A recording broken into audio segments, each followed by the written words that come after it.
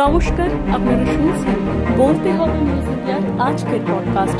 নজর গুরুত্বপূর্ণ খবরগুলির দিকে।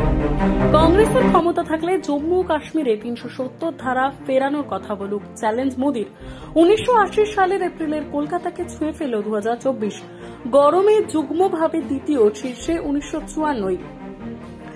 বিহারে অমিত শাহের কপ্টার ওড়ার সময় ভারসাম্য হারিয়েছিল, বিবৃতি দিয়ে অস্বীকার স্বরাষ্ট্র মন্ত্রকের। ভোটের তেলেঙ্গানায় ফের ফাটল টিআরএস, দীপার উপস্থিতিতে কংগ্রেসের বিধান পরিষদের অধ্যক্ষের পুত্র। সহানুভূতির হাওয়া উদ্ভব শরতের পক্ষে, দাবি ভুজবলের। সুপ্রিম ভৎসনার জের, মামলা প্রত্যাহারের আর্জি মানিকতলায় পরাজিত বিজেপি প্রার্থী কল্যাণের। গরম আপাতত কমছে না, আগামী 5 দিন তাপমাত্রার তেমন হেরফের হবে না রাজ্যে, ভোগাবে আর্দ্রতা।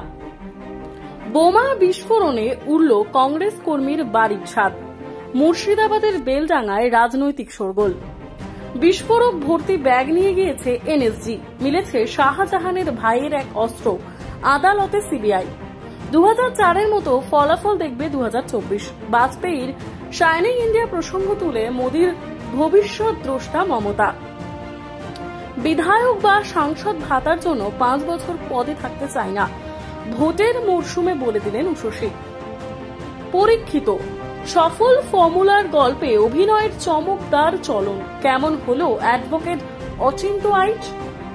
বলের পর ব্যাট হাতেও ইডেনে দাপট কেকেআরের, আগ্রাসী শুরু নারায়ণ সল জুটির।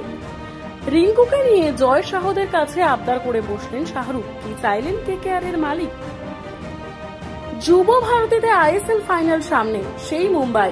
শনিবার ট্রফি আর 60,000 সমর্থক চাইছে বাগান।